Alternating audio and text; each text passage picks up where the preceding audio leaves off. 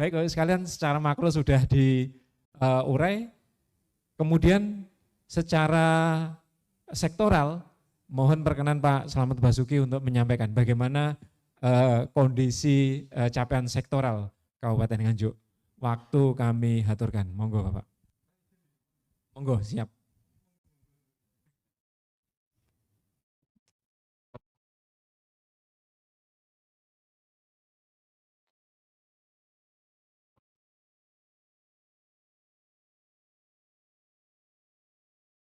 Bismillahirrahmanirrahim. Selamat pagi, Assalamualaikum warahmatullahi wabarakatuh. Yang terhormat Bapak Eko, Komisi 3 DPRD Kabupaten Nganjuk, rekan-rekan narasumber, Pak Nono mewakili penyelenggara dan rekan-rekan semuanya yang saya banggakan. Saya tadi dingkluk terus di depan karena mendisposisi 5 naskah dinas surat masuk plus menandatangani 1 surat atau naskah dinas selama berada di sini. Itulah yang dimaksud oleh Kang Marhen, Pak Bupati kita, transformasi digital, merubah cara bekerja kita. Dari yang semula manual harus berada di dalam ruang kerja, kemudian buka map, baca surat, lalu mendisposisi secara tertulis begitu ya, kemudian ngantar kepada atau diambil oleh petugas, agendaris dan seterusnya. Kemudian kalau tidak begitu, kalau manual, kemudian saya menghadiri ruang rapat seperti ini, nggak bisa disposisi, kecuali diantar ke sini, dan tidak mungkin diantar, mengganggu acara. Maka kemudian cara bekerja manual itu hari ini saya dan teman-teman OPD yang lainnya bisa mengatasi kesulitannya dengan cara digital, mendisposisi dan melakukan TTE, tanda tangan elektronik, dimanapun, kapanpun. Paling risikonya kalau ada Pak Bupati ya, kok dingkluk terus buka handphone itu. Paling seperti itu, tapi karena tuntutan. Kalau enggak gitu coba, 2-3 jam saya di sini, pekerjaan kantor terbengkalai.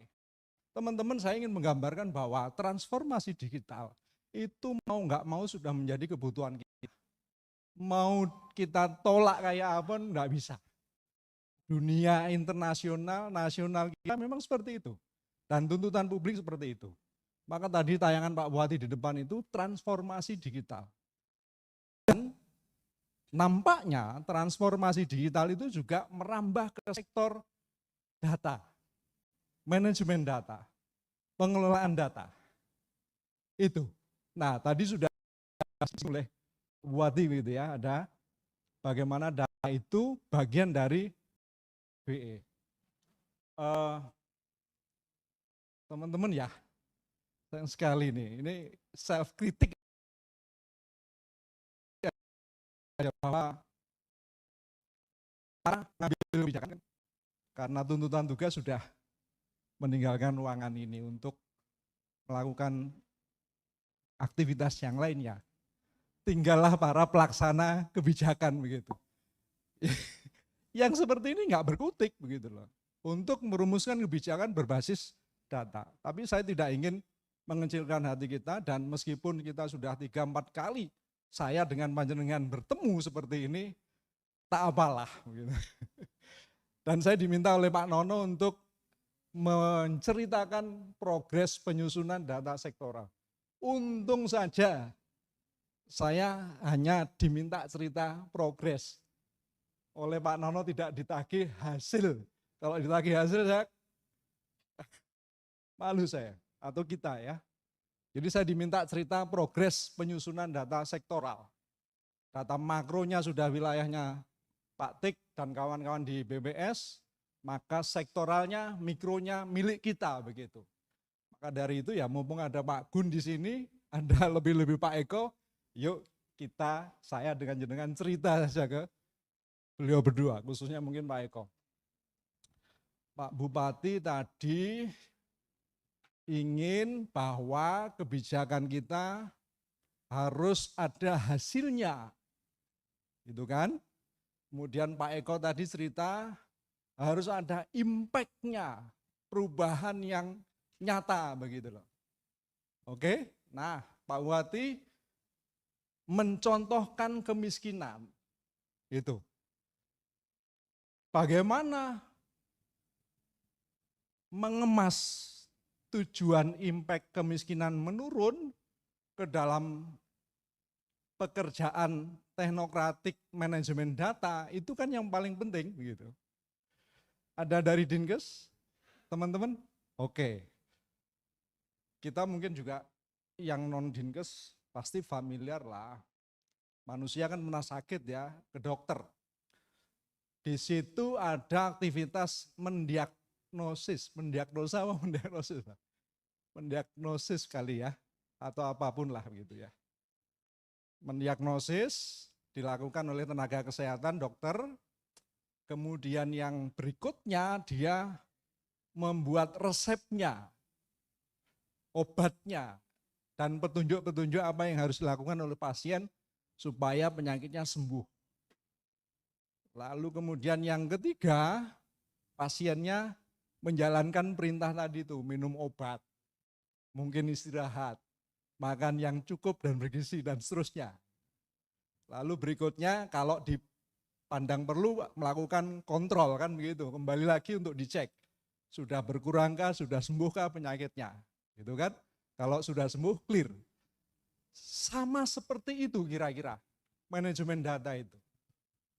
Mendiagnosa itu memeriksa untuk mengumpulkan apa? Data begitu loh, informasi. Pasiennya selambas, ditemek, badoke semelenget gitu kan. Kemudian kok watuk-watuk, lalu irungnya meler gitu. Oh ini apa bahasanya? Flu lah gitu bagi kita ya. Oh flu, penyakitnya flu. Infeksi saluran pernafasan itu bahasa medisnya ya. Ketahuan problemnya, selambas flu. Gitu. Lalu dengan data yang valid tadi itu, diagnosa yang tepat tadi itu, Pak dokter atau Ibu dokter itu membuat langkah yang kedua, kebijakannya, ngasih resep yang sesuai. Mengapa bisa sesuai? Karena diagnosanya tepat. Coba bayangkan kalau misalnya diagnosanya nggak tepat begitu. Ya, penyakitnya flu, diagnosa yang tepat, obat yang tepat ya diberi obat influenza. Nggak boleh sebut merek di sini. Mana lah yang enak begitu, mana yang sesuai gitu. Lah kalau misalnya diagnosanya nggak tepat, hampir pasti resep obatnya juga tidak tepat. Yang terjadi bukannya malah sembuh, bisa-bisa penyakitnya tidak sembuh atau mungkin bertambah parah karena komplikasi dan seterusnya. Nah kira-kira seperti itu ya teman-teman ya. Mengelola data tadi itu sampai kemudian timbul kebijakan. Jadi pertama mendiagnosis, menggali informasi, data, menghasilkan data penyakitnya apa. Oh, kemiskinan di Nganjuk fluktuatif gitu. Naik turun angkanya. Itu masalah enggak? Ya masalah. Kenapa? Karena harapannya angka kemiskinan turun. Ternyata ya naik ya turun. Meskipun ada COVID. Pokoknya ada apa-apa COVID gitu aja sudah selesai kita. Ya, angka kemiskinan kita naik turun itu masalah. Maka kemudian angka berapa Pak sekarang Pak? 11, sekian Pak ya. Itu kan makro. Sutonoyo data barunya di mana? Itu mikronya. Maka angka makronya Pak Tik 11, sekian persen itu harus dimikrokan melalui pekerjaan data sektoral gitu loh. Di sini menghasilkan Sutonoyo, Dadap Waru dan seterusnya. Yang miskin itu di mana? Geospasialnya di Ngluyu sekian, di Sawahan sekian dan seterusnya. 20 kecamatan. Bahkan seharusnya sampai ke dalam tingkat desa, kelurahan, RT, RW. Seharusnya dimikrokan. Suto itu miskin gitu ya. Begitu dibaca, jenis kelaminnya laki-laki, usianya 40 tahun misalnya. Kemudian oleh desa itu ditambahi datanya, keadaannya sehat. Berarti kan dia produktif, masih nganggur tapi. Atau kerja serabutan, hari ini kerja, besok tidak misalnya begitu. Nah kemudian dari data ini lalu diambil intervensinya, program yang tepat. Suto tadi itu dia roso badannya gitu kan. Roso, kemudian sedikit punya keterampilan katakanlah ngelepo gitu ya, nembok begitu. Nah itu ada bakatnya itu. Jadi data Suto terampil sedikit nembok, sedikit boto misalnya begitu. Itu seharusnya terekam, tergali begitu loh. Tapi saya yakin di dalam data DTKS, rekaman keterampilan itu nggak akan muncul atau belum muncul. Maka kemudian idealnya desa sebagai orang pemerintah yang dekat dengan si Suto tadi itu punya rekamannya itu. Di dalam mana? Mungkin di dalam profil desa kelurahan. Nah, ya, nggak mungkin Dinkes mengunjungi satu persatu Suto ini untuk ngecek itu. Nggak mungkin, tapi itu kita butuh. Sehingga kita tahu betul si Suto tadi itu dan Suto-Suto yang lainnya senganjuk berapa, keterampilannya apa. Nah, nukang tadi, punya sedikit bakat nukang. Mohon maaf, ini ilustrasi saja. Lalu kemudian OPD punya program kegiatan ngatasi kemiskinan. Misalnya pelatihan kerja begitu ya, pelatihan kerja. Lalu kemudian biasanya OPD kirim surat ke kecamatan untuk mengusulkan calon peserta pelatihan. Kecamatan nggak ngerti dia, kirim surat ke desa atau kelurahan. Kemudian barulah desa kelurahan ngirim itu. Bisa jadi Suto terjaring untuk menjadi peserta. Bisa jadi juga tidak. Ya kita tahu ini fakta, tidak bisa kita tutupi bahwa di desa terutama faktor orang bilang like dislike lah begitu. Duduk pemilih pilkades si Suto. Ada kemungkinan kan tidak diusulkan gitu. Atau kita berpikir positif saja, diusulkan dia, masuklah oleh Pak Kades, diusulkan menjadi peserta. Lah wong pelatihannya Sutonya itu pinter atau bakat nukang, pelatihannya pelatihan memasak kuliner. Ya enggak, Joko sembung akhirnya. Iya, kenapa? Karena OPD enggak punya data mikronya, begitu loh. Akhirnya resep tadi itu enggak mandi kepada Suto. Efeknya apa? Suto tetap nganggur. Oke, dia sudah pelatihan, kuliner misalnya, selesai, tidak meningkat keterampilannya karena dia nukang begitu. Akhirnya dia nggak bisa begitu. Harapannya setelah kuliner itu kan terus kemudian dia ada wirausaha, buka warung cilik lah misalnya, masak di situ terjual meningkat pendapatannya. Akhirnya dia terentas kemiskinannya. Tetapi karena data sasaran tidak kita miliki secara lengkap dan termutakhirkan secara berkala, maka tidak bisa menjadi bahan kebijakan OPD dan daerah. Yang terjadi adalah kemiskinan tetap, si Suto tetap miskin. Kemudian tahun berikutnya OPD melakukan kegiatan itu lagi, pelatihan lagi, kirim surat lagi, diusulkan lagi si Suto. Betapa kemudian rupiah kita itu ya menjadi tidak berimpact gitu loh. Tidak ada perubahan. Suto tetap miskin. Maka tadi yang disampaikan oleh Pak Eko, impactnya nggak kena oleh Pak Bupati. Kemiskinannya nggak turun begitu. Lalu bagaimana seharusnya Pak Sambas? Seharusnya ya memang kita punya data mikronya. Punya datanya. Secara lengkap Gitu. Kalau bicara angka kemiskinan berarti yang miskin itu harus menjabarkan ya by name by address-nya, lalu kondisinya seperti apa. Kemudian itu di wilayah mana saja, itu namanya spasial. Bagiannya Pak Gun nanti bicara itu. Ada petanya. 20 kecamatan yang merah miskin itu di mana saja. Nah kalau sudah seperti itu, baru enak bicara perencanaan gitu loh. Ketika di Musrenbang kecamatan, Pak Camat enak Bu Camatnya, paparkan saja ini.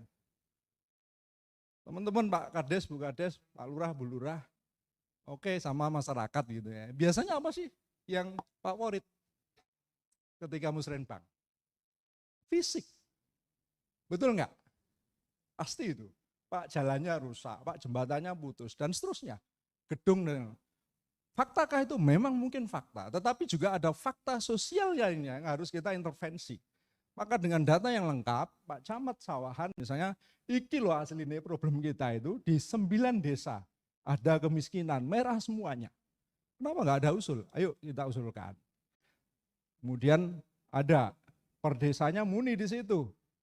Yang miskin itu sekian orang, nah itu potensinya ada yang potensi misalnya dia bakat tadi tukang, dia bakat kuliner, dia bakat apa begitu ya. Maka usulannya akurat ke kabupaten.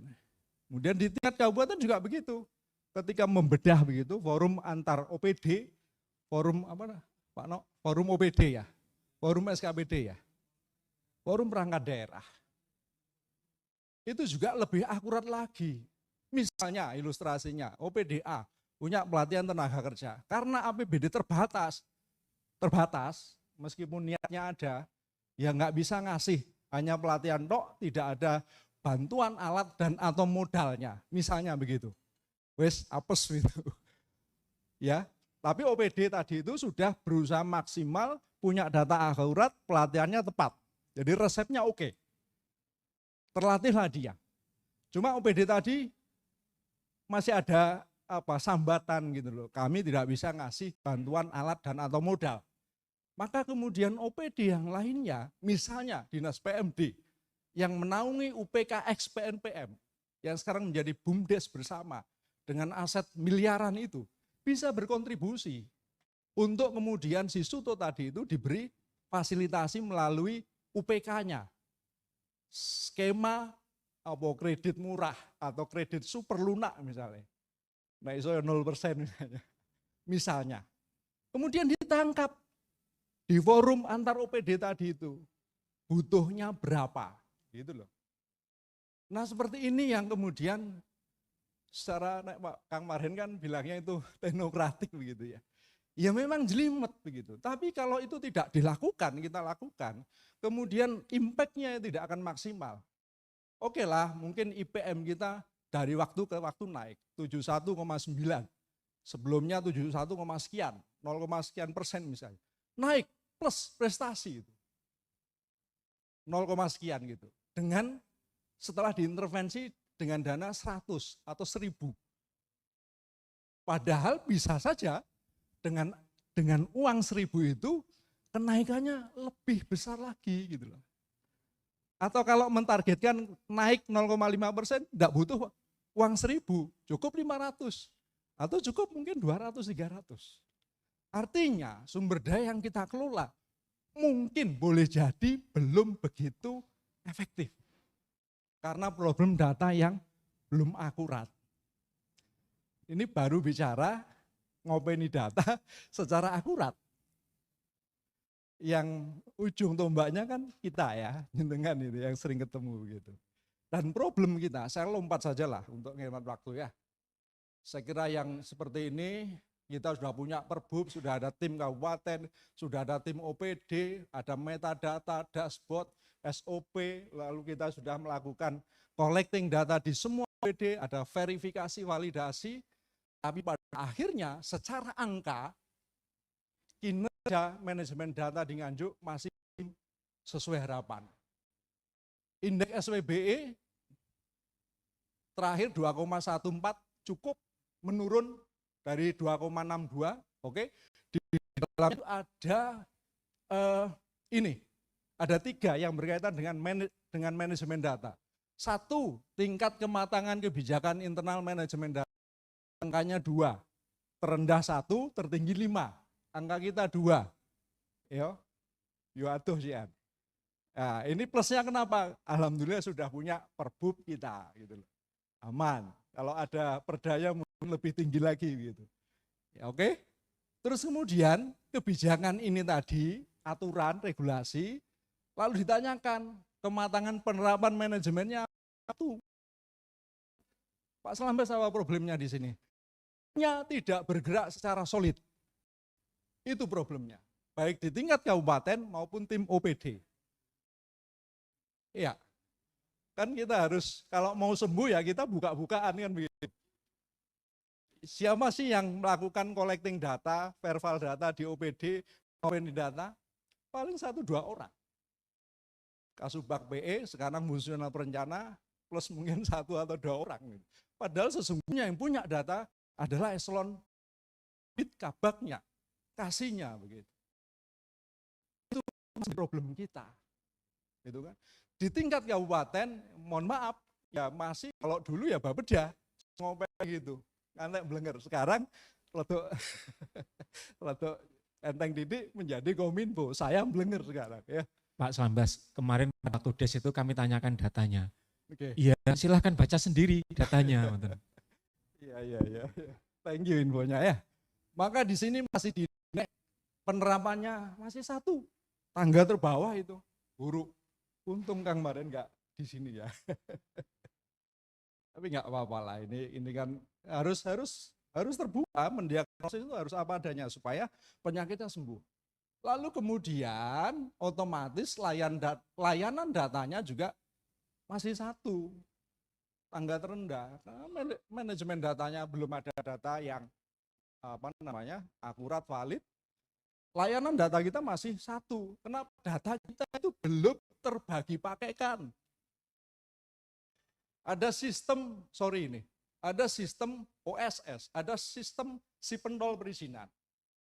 Menghasilkan data perizinan usaha misalnya. Apakah OPD yang lainnya punya akses ke data itu secara mudah? Silahkan jawab sendiri. Kalau tidak, berarti prinsip layanan data, berbagi data, interoperabilitas datanya dengan masih belum terwujud. Maka layak di angka 1. Itu. Jadi PR-nya jewakeh konco-konco ya. Pak Slambes padahal bolak-balik ketemu kita, ada BIMTEK, ada sosialisasi Zoom meeting. Iya. Itu. Oke? Nah ini kondisinya. Ini nggak usah. Ya ini teknokratik lah ya.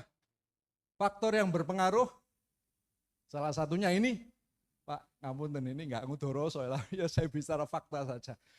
Kominfo itu kan 3 urusan pemerintahan, urusan komunikasi informatika, statistik, dan persandian. Statistik itu ya data sektoral. Jadi kami itu satu-satunya OPD yang punya 3 urusan wajib. Satu-satunya. Nah, Pak Gun itu kan ada 1 urusan pilihan dia. Kan begitu. Tapi satu-satunya OPD yang punya 3 urusan wajib, Kominfo. Lalu kemudian urusan statistik itu ditangani oleh 1 seksi. Kasihnya 1, stafnya 1.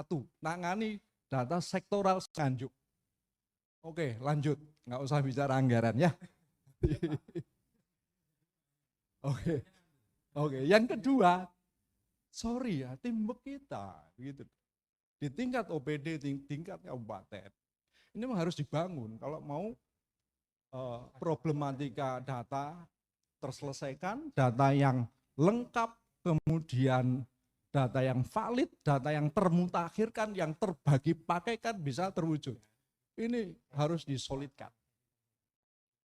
Mohon maaf, salah panjenengan yang hadir di sini ya tak gremengi.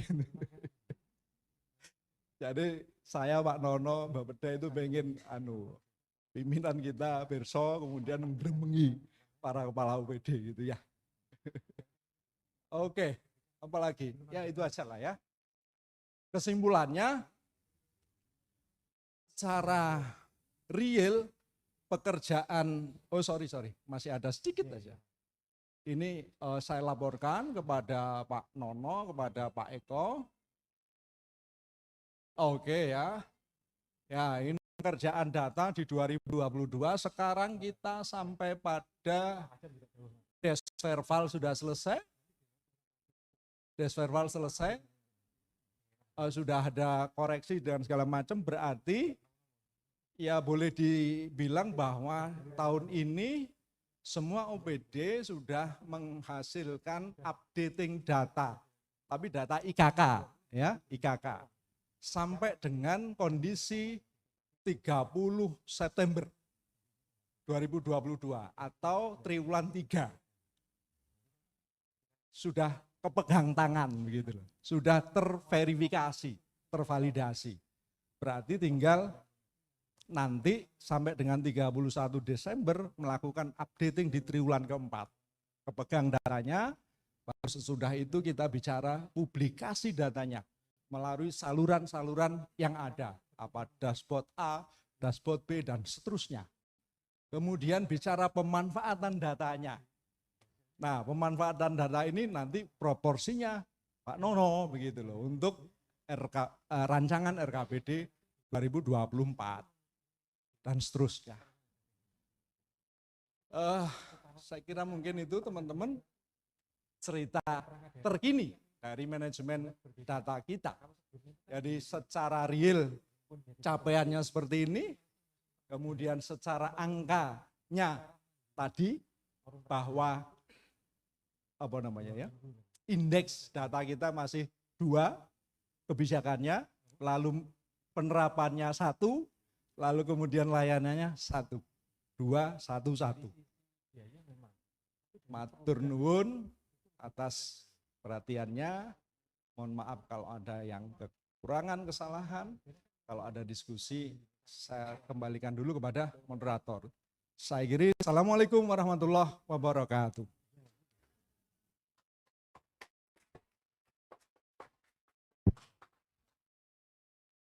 Terima kasih Pak Slamet Basuki atas paparannya.